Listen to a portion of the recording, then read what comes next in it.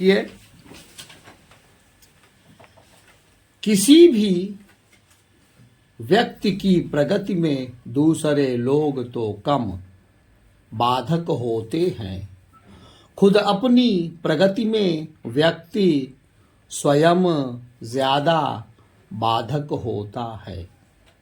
इसमें सबसे बड़ा कारण आलस्य होता है, जिसके चलते असफल होने पर लोग अपने भाग्य को कोसते हैं। ज्यादातर असफल लोगों को देखा जाए तो यही बात सामने आती है कि अपनी सुविधा और आज का काम कल पर टालने की वजह से उन्हें असफलता मिली। आलस्य की आदत प्रायः बचपन से ही शुरू हो जाती है। स्कूली शिक्षा के दौरान छोटे से लेकर बड़े विद्यार्थी तक कल से पढ़ाई शुरू करेंगे बोलते हुए सुने जाते हैं। माता पिता या घर के बड़े सदस्य अभी तो बच्चा है कहकर उसकी आदत बिगाड़ते हैं और उस बच्चे के मन में काम टालने की आदत डेरा जमा लेती है। यानी घर के बड़े सदस्यों का यह मोह भाव उसको काहिल बनाता है। वहीं अत्यंत निर्धन और असहाय परिवारों में देखने में आता है कि बच्चा घर की जिम्मेदारी के साथ अपनी पढ़ाई में भी लगा रहता है। परिस्थितियों से लड़ने की सीख उसे बचपन से ही मिल जाती है। नतीजा अपनी सक्रियता और कर्मठता से वह असहाय बालक एक दिन उस मुकाम पर पहुंच जाता है जिसकी लोग कल्पना तक नहीं कर सकते थे। संत कबीर दास जी का एक दोहा, काल करे सो आज कर, आज करे सो अब, पल में परलय होएगी, बहुरी करेगा कब। आलस्य के खिलाफ एक महामंत्र है जिसे हर किसी को निरंतर याद रखना चाहिए।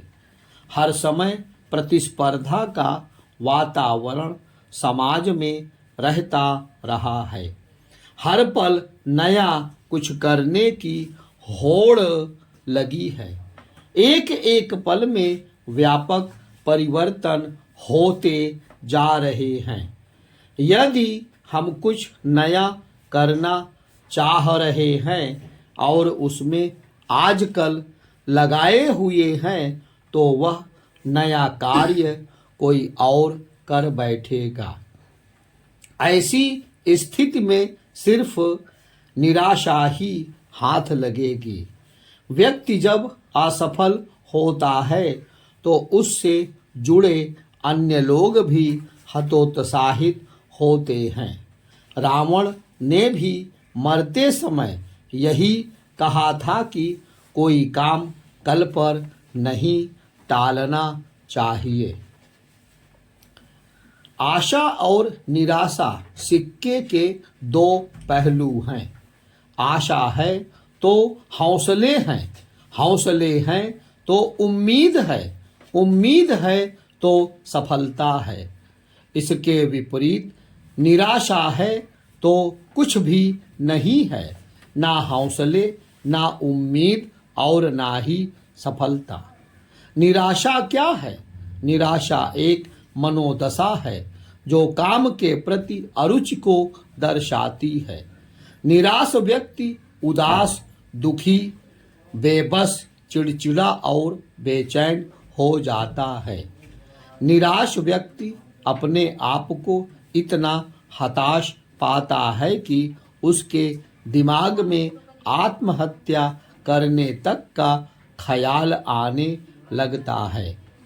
निराशा के भंवर से निकलने के कई रास्ते हैं।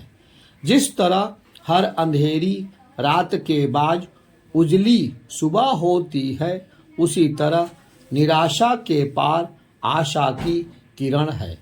बस हमारे आपके देखने का फर्क है। कुछ लोग निराशा के अंधकार में ही खोए रहते हैं।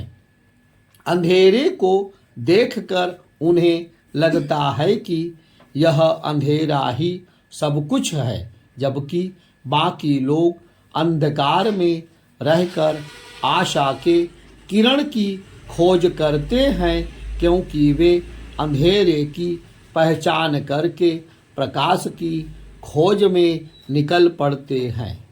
जब अंधेरा है तो प्रकाश भी होगा। जैसे जन्म है तो मृत्यु होगी ही। यह बात गांठ बांध लें कि अंधेरे का जन्म हुआ है तो उसकी मृत्यु भी निश्चित है।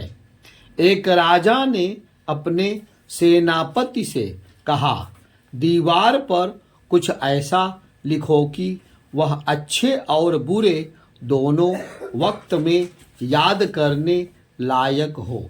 सेनापति ने लिखा, यह समय भी कट जाएगा। जी हाँ, ना आशा स्थायी है और ना निराशा। यह व्यक्ति के ऊपर है कि वह किसे अपने साथ रखता है, आशा को या निराशा को।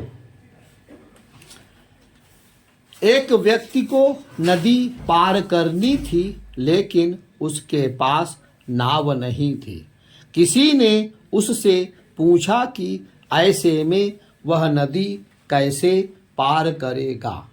उस व्यक्ति ने कहा, कश्तियां नहीं तो क्या, हौसले तो पास हैं। किसी भी व्यक्ति को बुरे से बुरे समय में भी हौसला और उम्मीद नहीं छोड़नी चाहिए। बस अपने कर्म करते जाना चाहिए।